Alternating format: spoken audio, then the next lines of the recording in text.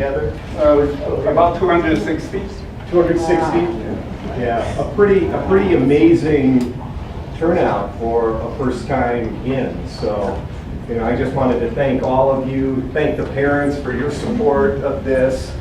I spent, a long time in the writing business. My name's Steve Lambert. I own a communications firm. I was in the newspaper business for 3.5 decades. And I know the importance of having family support in that kind of work. So again, I thank all of the parents and family members for being here tonight too. This contest was sort of an untested experiment on everyone's part. And I wanted to point out a few of the people who were really responsible for putting this together. First of all, we had tremendous support from both the Chaffee High School District and from the Upland Unified School District. And I wanted to introduce quickly Virginia Kelson from the Chaffee District. Nancy Kelly, the superintendent of Lambert. And Nancy's going to be saying a few words in a little bit, so you'll hear more from her. We had a committee of people who worked very, very hard on this. In the back of the room back there, you've got George Wong. George.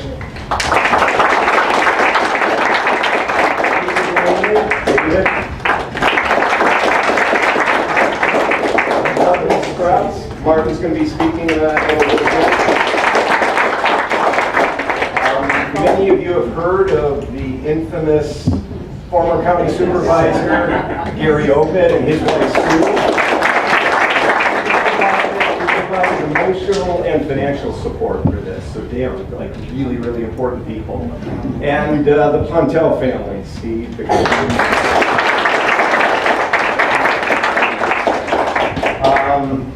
My role in all of this was to coordinate the judging. And is either Marcia or David, is David still here? I know a few of them were going to come. Frank Pine, the editor of the Daily Bulletin, is going to be here in a little bit too. And Jonathan Kendrick. Jonathan will be here. We really had a great team of judges, professional writers, authors, Pulitzer Prize winners. So your work was reviewed by some pretty top-notch people. In truth, we're really the ones you have to thank tonight because we voted you as the best. Writing. I got into the business back when you could actually make a productive living out of writing. The world has changed a lot since then, but I will tell you there's still tremendous opportunity out there, both in terms of directly being involved in the writing craft. There's still a need for journalists. There's still a need for people who can move other people with the power of words. There's read a cereal box, read song lyrics, listen to the words on a commercial. Those are all done by writers. So there's still tremendous opportunity out there. You just have to persevere, and you have to persevere more than you probably did 20, 30, 50, 100 years ago. But that's true in a lot of trades. So if you believe in it, you love it, pursue it. Even if you don't, however, the ability to communicate, the ability to express yourself is, in my mind, and I'm prejudiced, I admit, but in my mind, it's the most powerful tool you can have. And everybody who's here tonight, all the winners, you all have the gift. You haven't perfected it yet. In fact, you'll never perfect it in truth. But you can always continue to get better. And as long as you're in that mindset of getting better, of playing with words, using words in a persuasive way, you're gonna find people gravitating towards you. I think back to my youth, some of the most powerful statements that were made way back then. Ask not what your country can do for you, but what you can do for your country. One small step for man, one giant leap for mankind. I have a dream. Interestingly, I went into See, and most of those fit in the 140 character limit of Twitter. So you don't have to spend a lot of time to make a very, very powerful point. Writing, again, to me, it's just a wonderful tool. With all due respect to science, technology, engineering, and math, the STEM courses, to me, that A in that, the artistic part of it, which writing falls into, is equally, if not more important. So keep working at it. Keep seeking guidance. Read a lot. The best education you can get in writing is from reading. And study it. Study how words are put together. Again, all of you have a gift. I hope you continue to pursue it. I'm going to introduce a couple people to get up here and kind of keep the program rolling. First of all, Sid Pinedo with National Community Renaissance. We are in the National Core building, as many of you know. They're one of the nation's largest nonprofit community builders. Everything from affordable housing to senior housing to the aligned social services. They do some wonderful work, and Sid is going to talk on behalf of it. Thank you very much.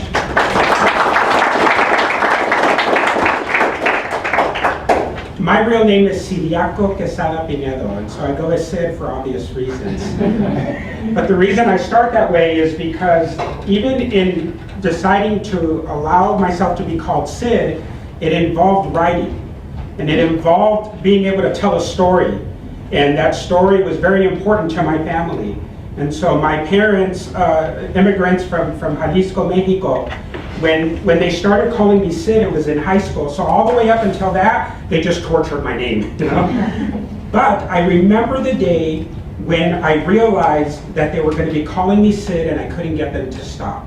And so I went away to boarding high school. So I left home at 14 and I called my parents, and specifically my mother, because I'm named after my grandfather, her father. And so in Spanish, I told my mom, you know, Mom, they're calling me Sid instead of Ciriaco. I can't get them to stop, you know, and things like that.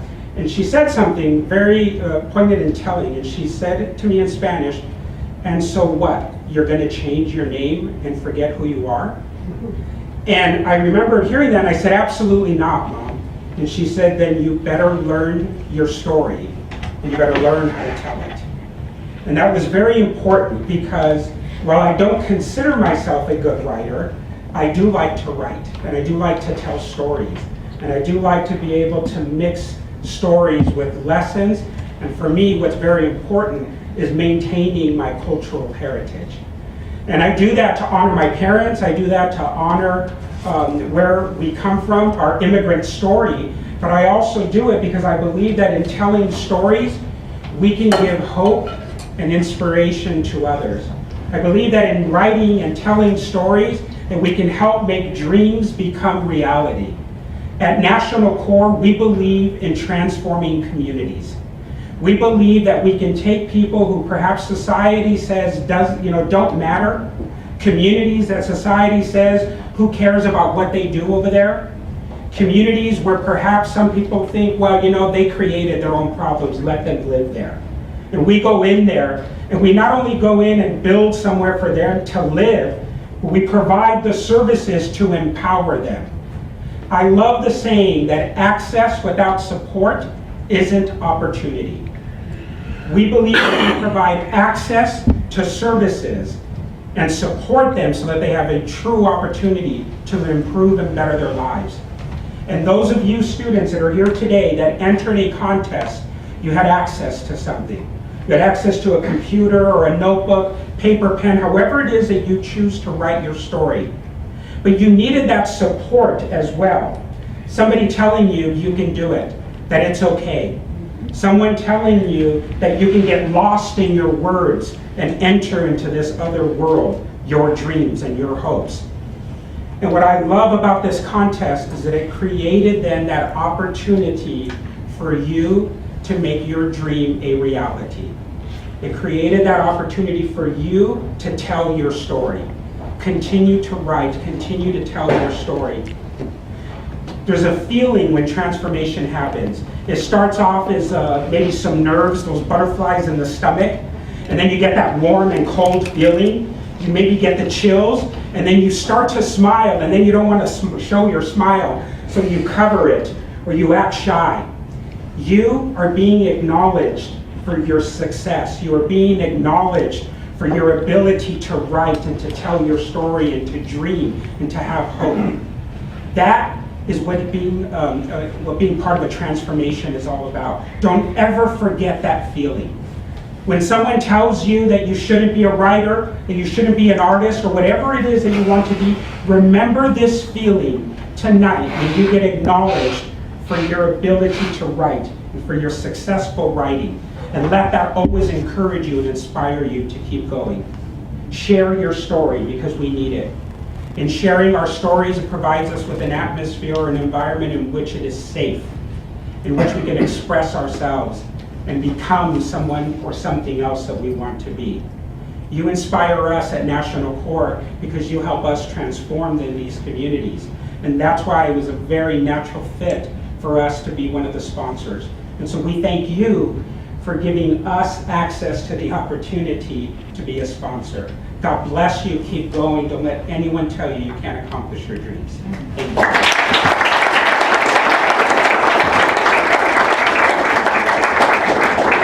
Introduce a couple of other people. Beth Higby. She just stepped away left. for a moment.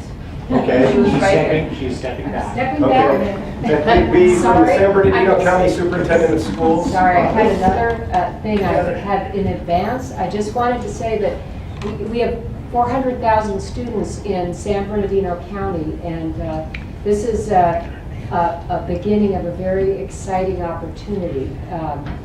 The possibilities for expression, as you were describing, are great, and I think that you are sharing with us a wonderful gift that you have. So congratulations to you all. Thank you. Back in the far corner there, Dan Ackerman, who is the Executive Director of the Housing Authority of the County of San Bernardino, and a very dear friend. And the big Sam Shadir, who needs no introduction. Sam has been a great friend and supporter of all of this as well. Just real quickly about Onlinbrary. First of all, it took me a while to even figure out how to pronounce that, much less spell it. But it's really a great concept. The idea behind Onlinbrary is to create a platform for writers, and especially young writers, but not exclusively, but especially for young writers, to have their work published. You know, not long ago, I went back into an old scrapbook and I found the first little thing I ever had published. So it's like 1970. My hometown paper, the Chicago Tribune, had a little column called Sound Off Sports Fans. And so I remember on my little typewriter writing something and sending it in and waiting and waiting and waiting. And about 2 weeks later, my little blurb appeared. And it was so exciting. And I think I was a sophomore in high school or something.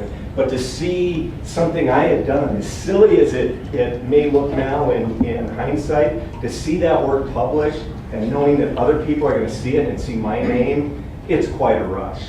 And so the idea of Onlinbrary is to create that opportunity for all of you.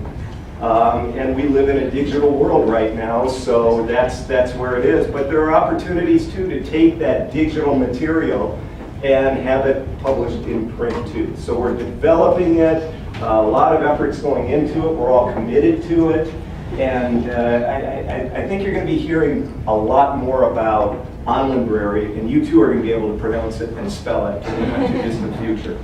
One person who just walked in who I'd like to introduce is a longtime friend of mine, a longtime compatriot, Frank Pine, who's the editor of the Daily Bulletin and Inland Empire newspaper.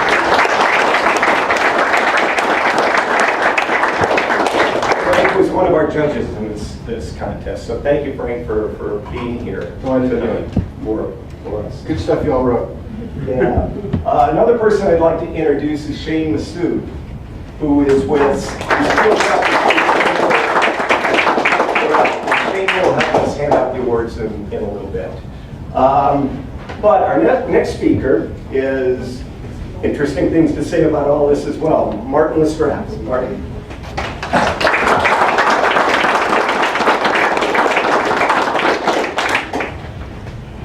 Hey everybody, so my name is Martin Scraps. I'm an author, I'm a novelist. And I grew up around here. I grew up literally 10 minutes from here, so these are very much my stomping ground. So the fact that this is happening in my backyard is a very exciting thing for me. I published my first novel in 2011. It's called Inside the Outside. And it started off very humbly in 2011. And over the last 4 years, I've been very fortunate, I would say, with the success that my novel and my writing career in general that it's had. The novel, it's been a #1 bestseller. It's won a couple of awards, including it won the Grand Prize in the Paris Book Festival in 2012. And so over the last 4 years, I've had just the most wonderful journey as a writer. And anybody from the outside looking in, they might look at my writing career and think, for 4 years, it all seems really relatively sudden. But the truth is, my writing journey started in 1996, almost 20 years ago. And so in 1996, I was 18 years old, probably maybe I'm a little bit older than maybe some of the writers in here. But when I was 18 years old, that's when I kind of decided, with the help of some wonderful teachers and support, as Sid mentioned, that writing was something that I enjoyed and I wanted to pursue. What I learned along the way, though, especially in those early years, is not only was it challenging for me to kind of learn how to be a writer, but it was also challenging, again, just to find access. Again, I'm going to repeat what Sid talked about, having access to opportunity. For me in 1996 and the years following that, it wasn't the easiest thing to kind of figure out my place as a writer and to figure out kind of what I can do with my writing when I did it. And so, I'm sure like many of you, I'd be at home, I'd be on the computer, I write a short story, I'd be excited about it, and I'd have no idea what to do with it. I didn't know where to go. How do you publish a story? Who do I even show this to? And actually even beyond that, I was about to cut myself off, but beyond that, right around 2003, 2004, this is about the time that I was kind of finding out where you could get published, whether it was a literary magazine, whether it was a journal. I was learning about literary agents and publishers. I was kind of learning these things.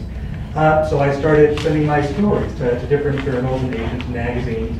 And for every story I sent out, I got a rejection back. But I persevered, and I would send out more stories, and I'd get more rejections. And over the years, I collected enough rejections that I could wallpaper this room probably twice over. And I kept all of them because I thought these rejections will mean something to me one of these days.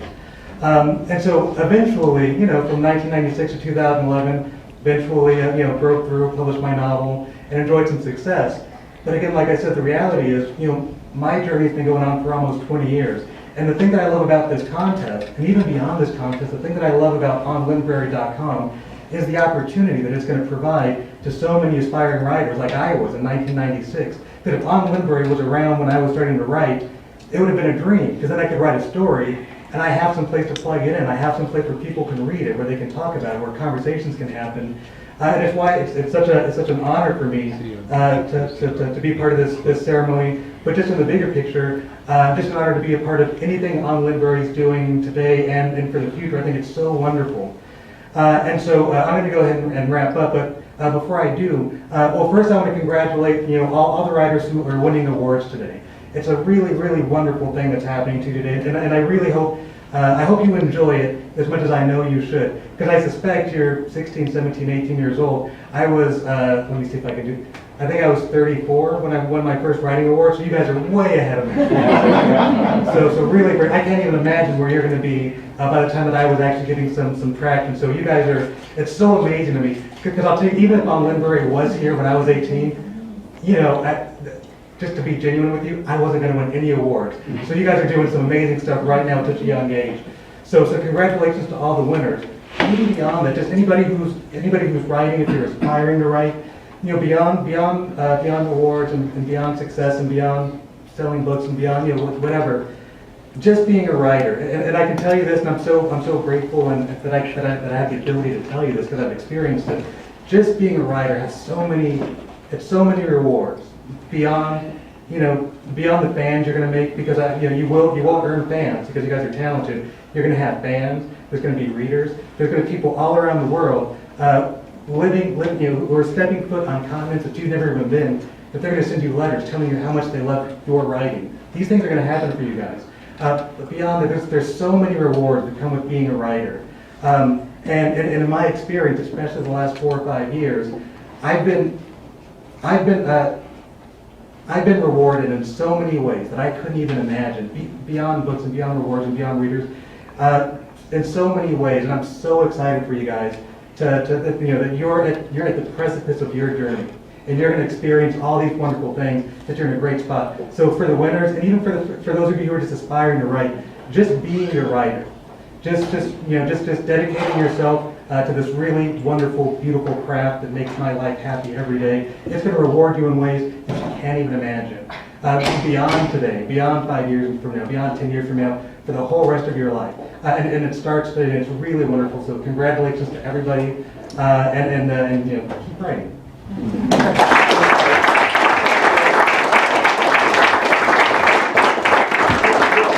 One of the things we're really blessed in this community is having great school superintendents. Here we go. No attention to the girl.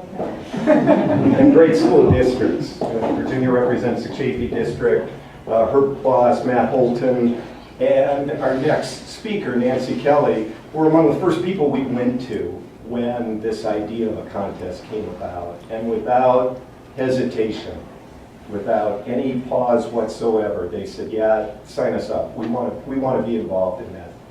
And given all of the pressures that are on school districts and schools right now to achieve certain standards and reach certain goals, for them to step back from that and say, this is really important, I think says a lot about the work all of you did, but also says a lot about them. So Nancy Kelly, Superintendent of the Upland School District.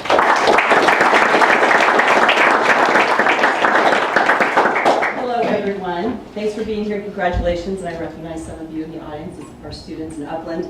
I just kind of want to share why I was so excited to be a part of this. First of all, I arrived in Upland a couple years ago.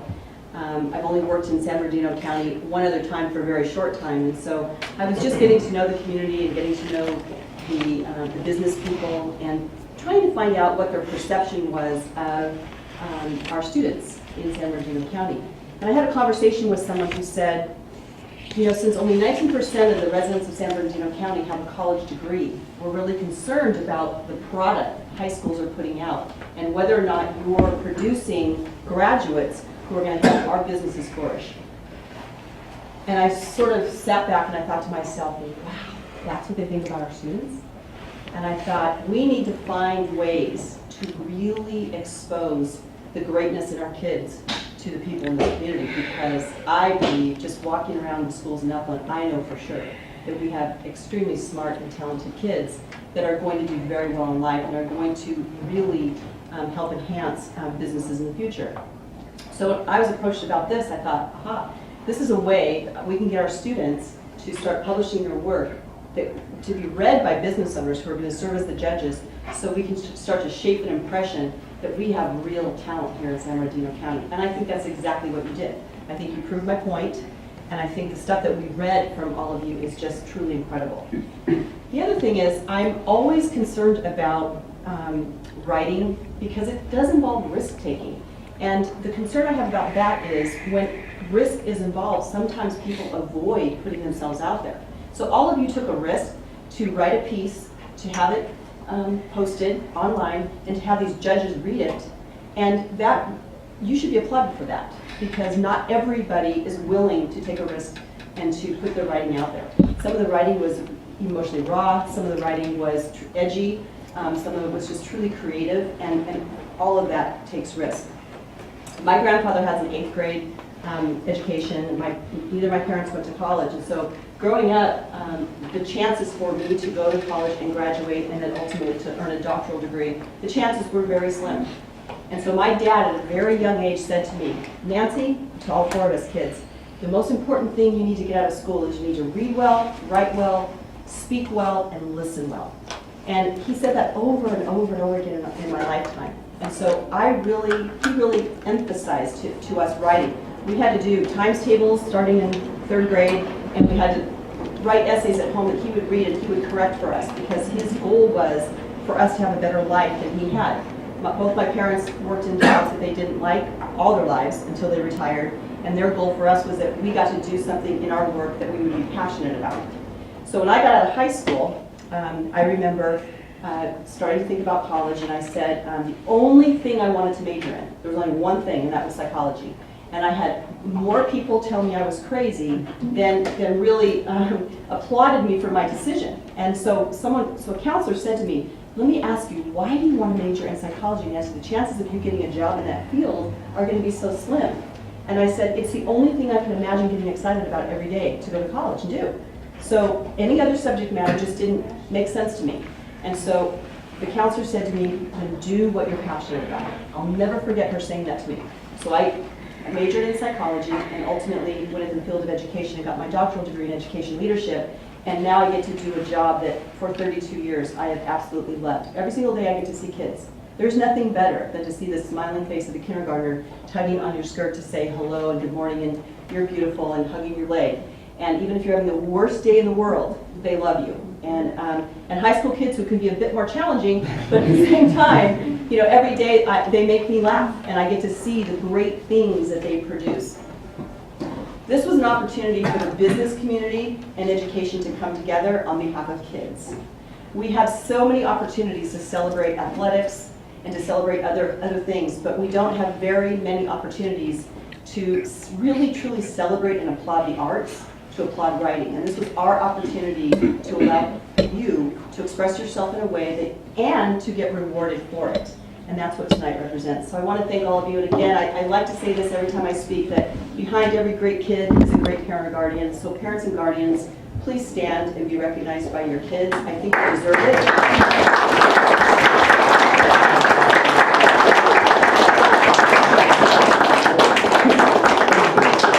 And thank you all for being here. And thank you so much for involving us in the I appreciate it. Thank you, Doctor. In my advancing years is what truly constitutes greatness, and what I'm going to try to embarrass a little bit. What truly constitutes greatness in my mind is public service and community involvement.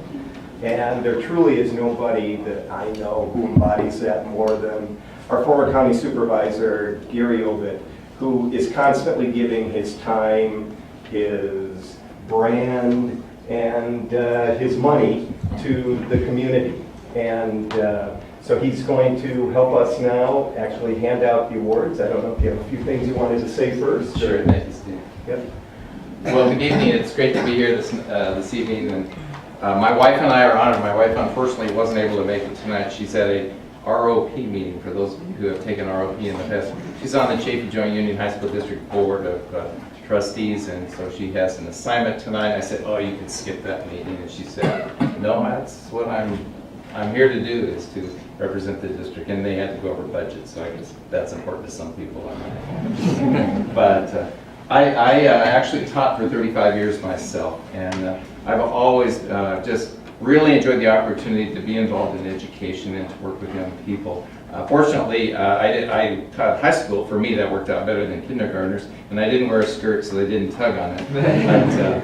But I had a great time. And one of the things I learned early on was that every child has genius in them. And I really love that phrase. It made a lot of sense to me, because I don't care who this person was, even if they were mentally challenged or physically challenged or had other challenges in their life. They all had some kind of a genius, and as a teacher, a facilitator, a coach, whatever you want to call us, it was our job, if you will, our inspiration to try to bring out that genius in them, whatever it may happen to be. And I know a lot of you have a genius for writing, and I think that's wonderful. It may not, you may not be a Grisham or something like that in the future and make tons of money. He could have turned to law, but he chose a better profession. Anyway, I'm just kidding. But the thing is, as I look at what I have done as far as being involved in education and then being involved in public service, the key is communication. We have to be able to communicate, and that's true of all of us. We need to communicate, whether it be through our speeches and talking. We also need to be able to to communicate through our writing. And in fact, sometimes it's writing first and then speaking later. And so that's one of the things that you folks are doing so well. And I really applaud you for having the creativity you have. Most of my writing has been based on research and information that I receive and throwing something out there. And I had an opportunity to write a lot of op-eds, thank you, Frank, and others who allowed me to have that space in the paper. But primarily, I talked about the holidays and the history. I was a history teacher, so I love to talk about that. But I appreciate your creativity that you bring to it, which is something that's so phenomenal. And you're telling your story, and that is so important, as was mentioned so many times before. So I am pleased to be here. One of the things that I would say, I'll leave you with this quote, which my wife and I really believe strongly, and it was from John Quincy Adams, former President of the United States. He said, if your actions inspire others to dream more, to learn more, to become more, and to do more, then you are a leader. And I think your actions through writing and communication certainly are inspiring others as well. So keep it up. We want to hear more from you. We want to read more from you as well. We'd love to hear you speak as well. So I look forward to being a part of awarding the money and the certificates. So Terrific. Should be fun. Terrific. Okay, so now comes the good part. So, we had 4 categories: fiction, nonfiction, poetry, and screenwriting. And in each of those categories, we had 3 finalists. And from among those 3 finalists, a winner was chosen.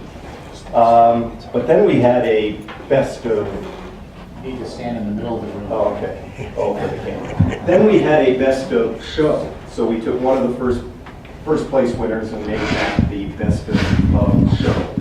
So we have all together, I'm not good at math. How many is that? 4 times 3 equals 12. And then the most views.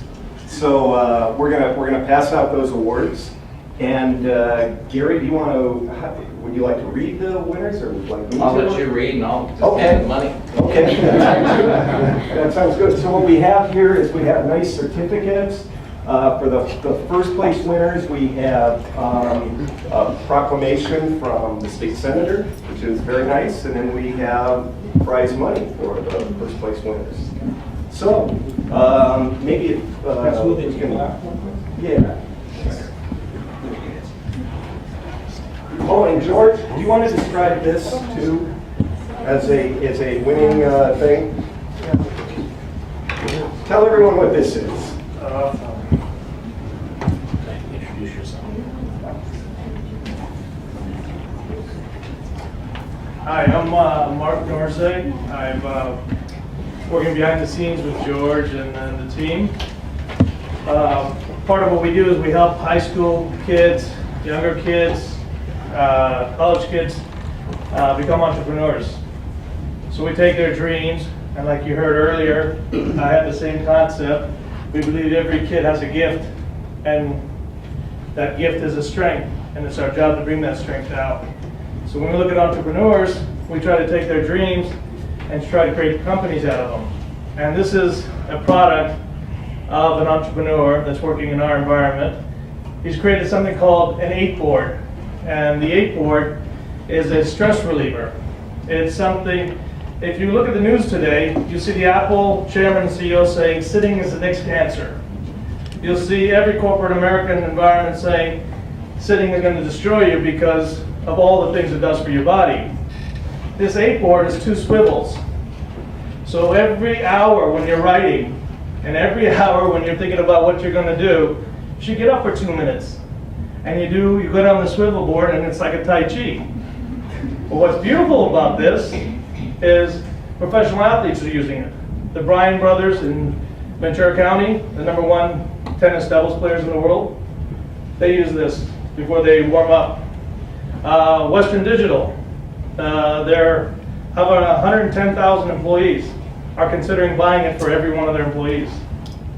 So think about how big this market could really become. But whoever gets this gets one of the originals.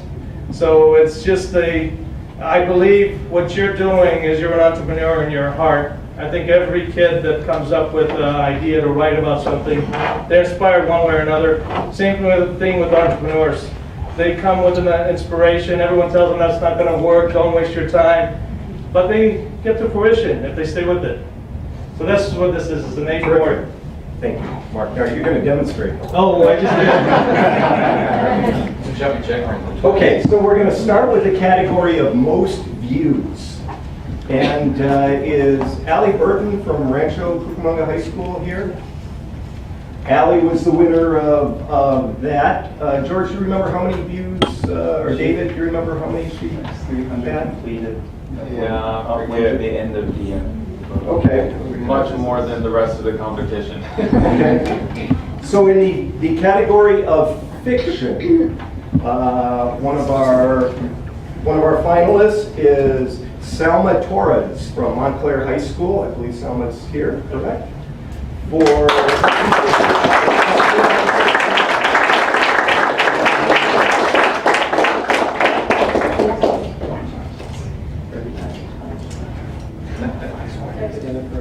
yeah, which photo?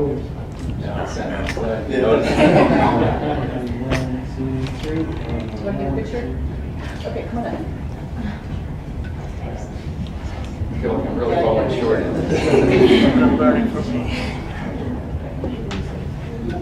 No, don't worry about it. We're good. You can email it to him, right, John?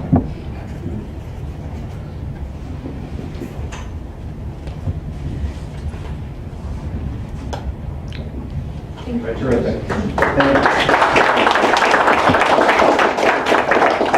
Our other finalist, Debbie DeBora from Colony High School for Ashes and Feathers.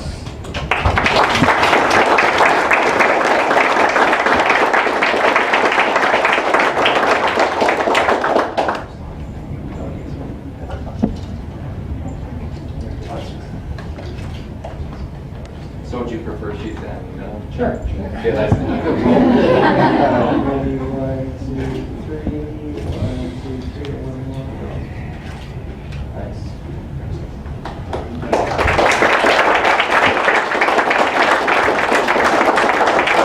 And the first place winner in the fiction category, Brianna McLaughlin for Echoes from Alta Loma High School.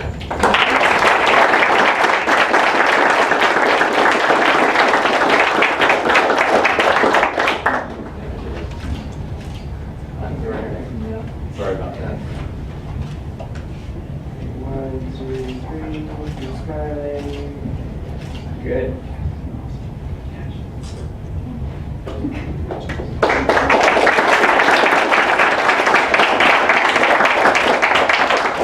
Now moving to nonfiction, if we had a grand prize winner for title alone, this would have won hands down. Butts by Mario Canas. Is Mario here? Okay, from Ontario High School. Another finalist, My Friend Anna, by Amy Martinez from Alta Loma High School. I don't know if Amy was here. And the winner in that category, Mercedes Salazar, The Story of America, Alta Loma.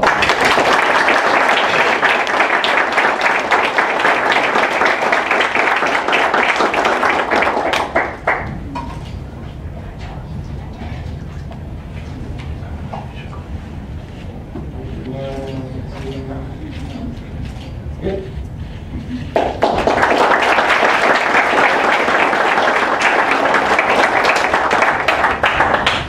Neither of you ever want to write a screenplay? No.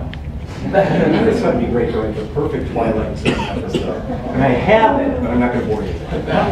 Okay, so we're in the screenplay category, and first finalist, Robert Snyder from Rancho Cucamonga.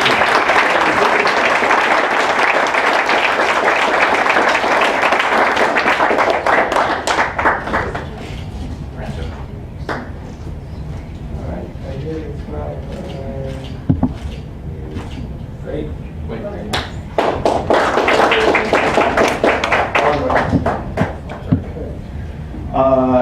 Other finalists in the screenplay category, David Meir from Etiwanda High School.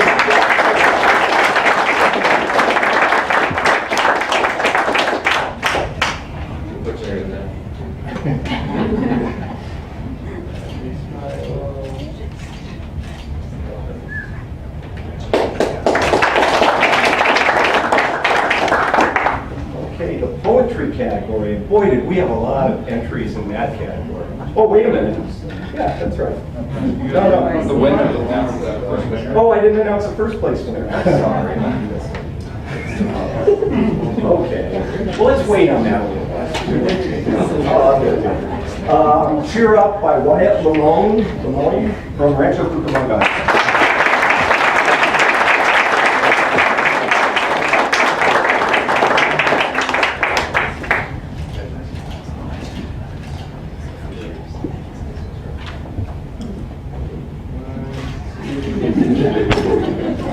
Great.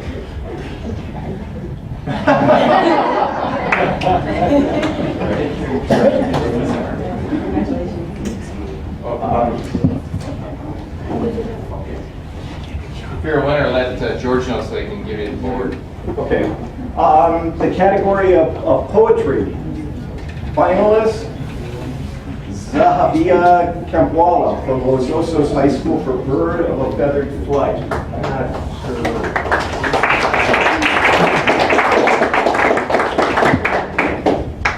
And the first place winner from Upland High School, Kelsane Donyo for Expansion on the number 5.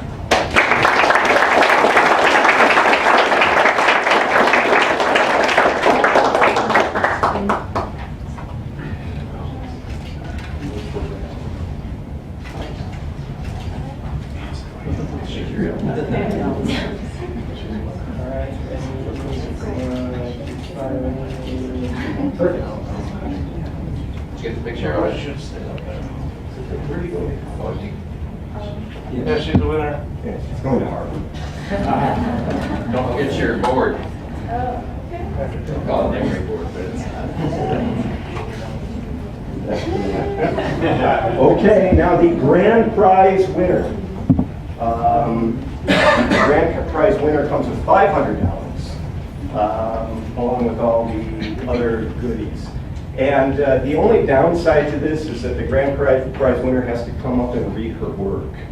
So if you have stage fright, you're going to have to deal with it. We want to hear it.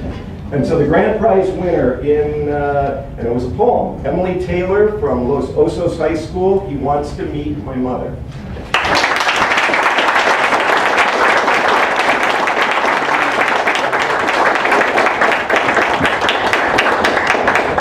Her poem was 209 words long, so that's about $2.50.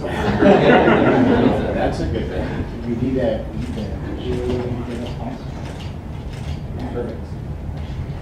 This is our first go around on this, so I don't know that we have Emily's Poem? We're getting it. It's on the way. It's on the way. It's coming. She's It's coming memorized? by courier. So you're going to see that there is longer. And you submitted 5 entries, correct? Yeah. And I guess the average was around 2 entries per. Yeah. And in the poetry category, we had how many? David, it was a It lot. was the most of any category was in poetry, so the competition was the steepest, yes. Yeah.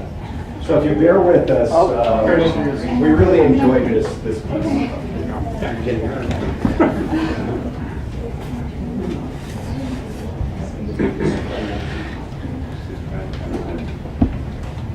He wants to meet my mother. He's been asking to for the past 3 weeks, starting to affect my sleep. In some dreams, he frowns. He looks at me as if I'm crazy or stupid. But when he steps out of the car and looks around at our neighbors, he laughs with realization. Then I would wake up bawling in humiliation, hugging my legs to my chest, unable to fall asleep, afraid of what would happen next. But recently, it has been nightmares. I would wake up choking on my cries for a mother that couldn't comfort me. I'm afraid the only way to end my night terrors is to cave into his request and drive him out to my mother's house. So today I did. He was quiet the entire trip, pretending not to see my eyes dripping, until finally we parked and he seemed to understand why I didn't want him to meet her. But to my surprise, he walked right into the cemetery without hesitation. He sat right next to my mother's grave. He talked to her for an hour, telling her about how I was the light in his dark world. And that night, my mom told me he could visit whenever he wanted.